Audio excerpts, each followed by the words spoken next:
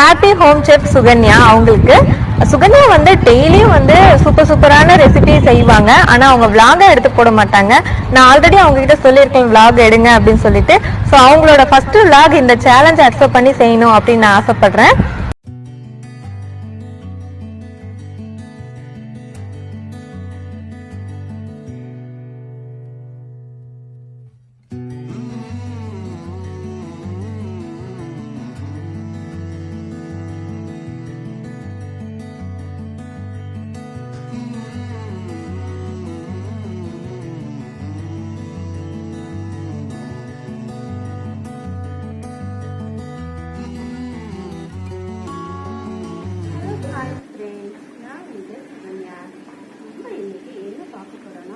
vlog style video தான் பார்க்க போறோம்.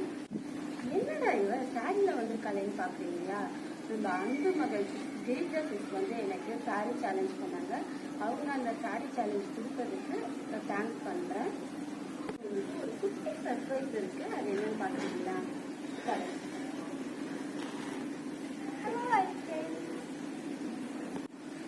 இன்னைக்கு பாப்பா வந்து குக் பண்ண போறா. பாப்பாக்கு வந்து ஏஜ் 6 இயர்ஸ். ஃபர்ஸ்ட் டைம் பாப்பா வந்து குக் பண்ண ஸ்டார்ட் பண்றா.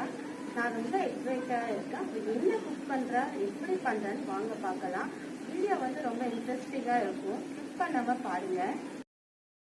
இது ரொம்ப எம்மியான பிரேக்ஃபாஸ்ட், ரொம்ப சிம்பிள் செய்கிறது. 1 கிளாஸ் பாசிப்பருப்பு எடுத்திருக்கேன். அதே கிளாஸ் மெஷர்மெண்ட்டில் 3 கிளாஸ் பச்சரிசி,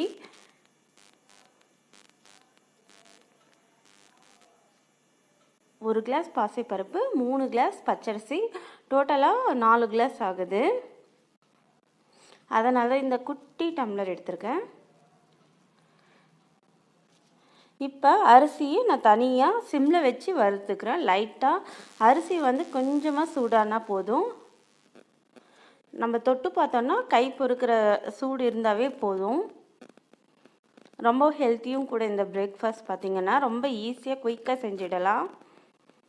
போதும், கை பொறுக்கிற அளவுக்கு சூடு இருக்குது. இப்போ ஒரு பிளேட்டில் நம்ம ட்ரான்ஸ்ஃபர் பண்ணிவிட்டு அதே மாதிரி பாசிப்பருப்பும் வறுத்து எடுத்துக்கலாம். சம்மரில் பாடி வந்து ரொம்ப ஹீட் ஆகும். பாசிப்பருப்பு நீங்கள் சேர்த்துட்டு வந்தீங்கன்னா பாடி வந்து கொஞ்சம் கூல் ஆகும்.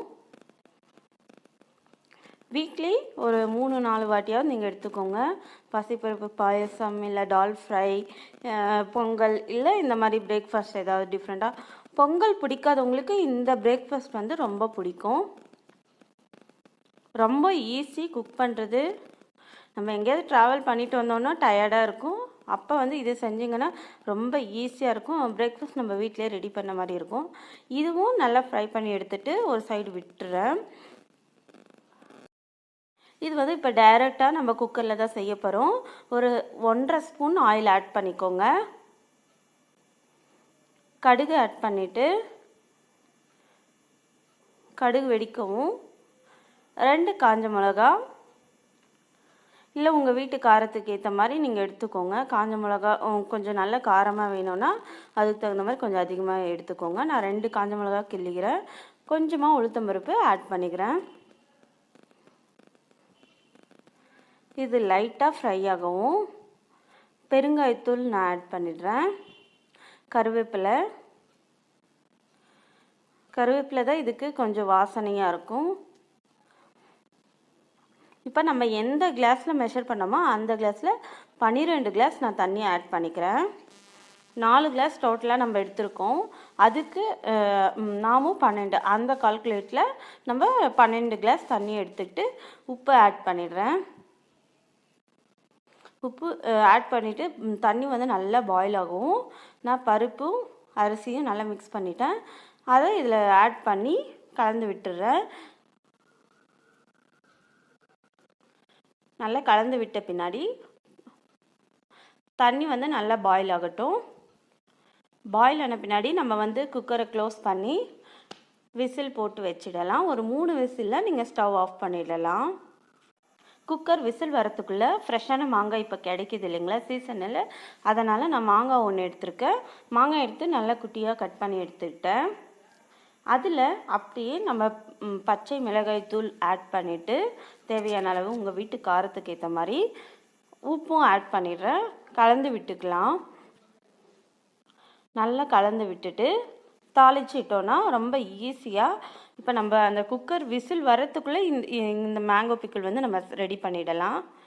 எவ்வளோதான் வீட்டில் பிக்கிள் இருந்தாலும் இந்த மேங்கோ ஃப்ரெஷ்ஷான கட் மேங்கோ பிக்கிள் வந்து ரொம்பவே எல்லாருக்குமே ஃபேவரட்னே சொல்லலாம்.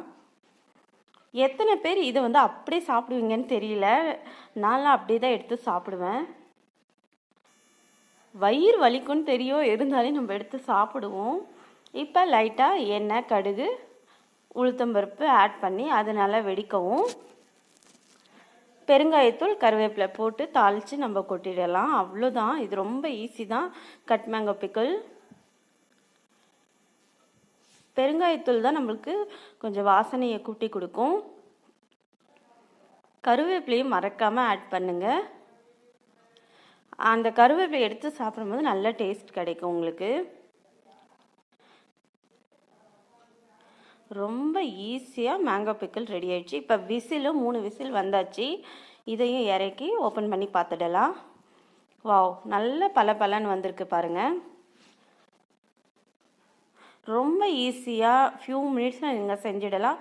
அரிசியும் பாசிப்பருப்பும் நீங்கள் முன்ன நாளே வறுத்து வச்சுட்டிங்கன்னா, ஒரு பாக்ஸில் போட்டு வச்சுட்டிங்கன்னா, காலையில் எழுந்த உடனே நீங்கள் தாளித்து அந்த தண்ணி மட்டும் மெஷர்மெண்ட் பண்ணி இது பண்ணிடலாம். இப்போ நான் வந்து லஞ்சுக்கு வந்துட்டேன்.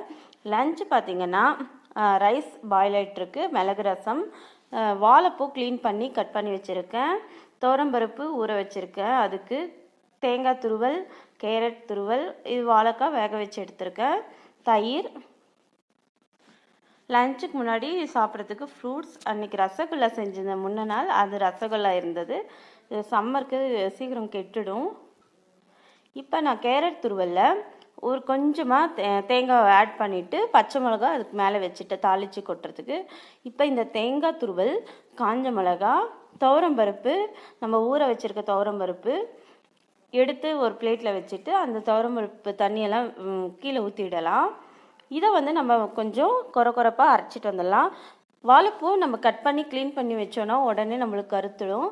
தயிர் கொஞ்சமாக ஆட் பண்ணிக்கோங்க. இப்போ தண்ணியும் நான் இருத்திட்டு வந்துட்டேன், தண்ணி எல்லாமே வடிச்சிட்டு வந்துட்டேன். இந்த துவரம்பருப்பு, தேங்காய் துருவல், காஞ்ச மிளகா கொஞ்சம் கொரப்பாக அரைச்சி எடுத்துக்கிட்டேன் மிக்சி ஜாரில். இதை வந்து அந்த வாழைப்பூவில் போட்டுட்டு நல்லா கலந்து விட்டுடலாம். இது கூடவே உப்பு, மஞ்சப்பொடியை ஆட் பண்ணிடலாம். இது ரொம்ப ஈஸியாக வாழைப்பூ நம்ம க்ளீன் பண்ணுற டைமில் துவரம்பருப்பு கொஞ்சமாக ஊற வச்சுட்டு வந்துட்டோன்னா, தேங்காய், காஞ்ச மிளகா போட்டு அதை ஆட்டி எடுத்துக்கிட்டோன்னா, வாழைப்பூவில் அதை மிக்ஸ் பண்ணி விசில் வச்சுட்டோன்னா ஒரு 2 விசில் போதும்.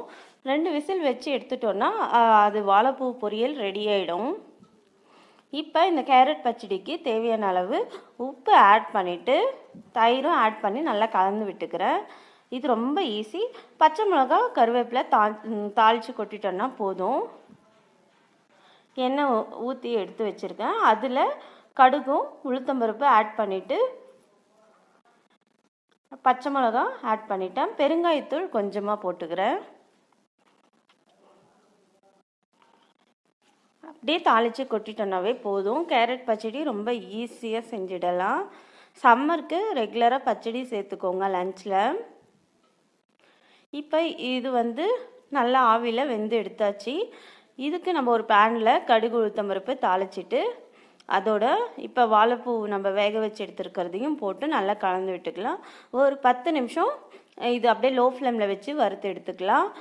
உப்பு வேணுமா என்னன்ட்டு செக் பண்ணிக்கோங்க. காரம் எனக்கு போதுமான அளவு இருந்தது, உப்பு மட்டும் தேவைப்பட்டது, நான் கொஞ்சமாக ஆட் பண்ணிக்கிட்டேன். நம்ம எது குக் பண்ணாலையும் உப்பு வந்து தேவையான அளவுக்கும் கொஞ்சம் கம்மியாகவே நீங்கள் ஆட் பண்ணிக்கோங்க. அதுக்கப்புறமா பார்த்து நம்ம ஆட் பண்ணிக்கலாம். எக்ஸ்ட்ராவாக போட்டுட்டால் நம்மளால் ஆட் பண்ண முடியாது. ஒயிட் ரைஸ், மிளகு ரசம், வாழைப்பூ பொரியல், வாழைக்காய் பொரியல், தயிர் பச்சடி, தயிர், ரொம்பவும் ஈஸியாக ஹெல்த்தியான லஞ்ச் நம்ம ரெடி பண்ணியாச்சு. இப்போ வந்து பாப்பா வந்து குக் பண்ணுறா, வாங்க பார்க்கலாம்.